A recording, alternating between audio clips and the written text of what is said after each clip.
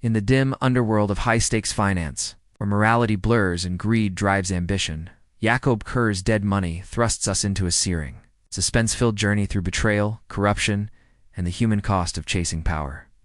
At the heart of the story is Ethan Voss, a brilliant but disillusioned investment analyst living in the financial center of New York City. Haunted by the mysterious death of his brother, a whistleblower in the finance industry, Ethan keeps his head down and avoids entanglements until a secret file lands on his desk, filled with inconsistencies in a hedge fund's portfolio that point to something far more sinister.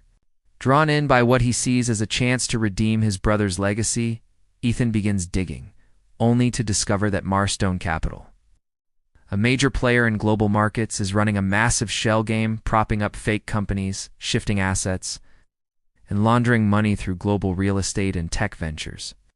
The deeper he investigates, the more dangerous it becomes.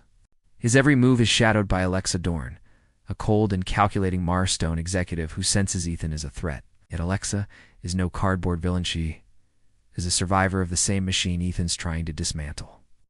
Shaped by her own traumas and compromises, the tension escalates as Ethan recruits Maya Chan, former hacker turned cyber forensics consultant who brings both technical genius and moral conviction to the team. Together, they navigate encrypted servers, offshore accounts, and dirty financial trails that lead to murder, market manipulation, and political leverage. As their evidence mounts, so do the bodies. Their friend and ally, Luis Ortega, a journalist working on a parallel investigation, is found dead in what's ruled a suicide. But Ethan knows the signs. This is no coincidence, it's a warning. The second act of the novel plunges Ethan into a moral gray zone. In order to gain access to Marstone's deepest secrets, he must partner with a former CIA operative named Calder Rowe, whose allegiance seems to shift with the wind.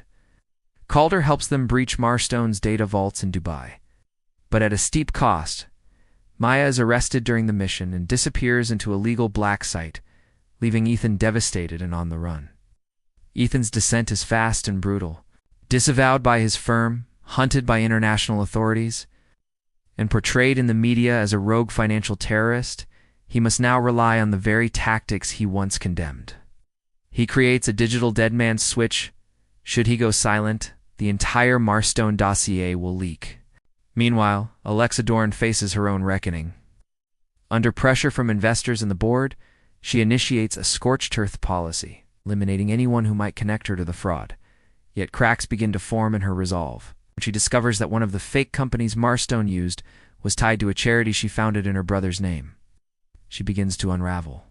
In a final, breathtaking sequence set in Hong Kong during a global investment summit, Ethan confronts Alexa on stage in front of live cameras, exposing the scheme in real time as encrypted files flood the public domain.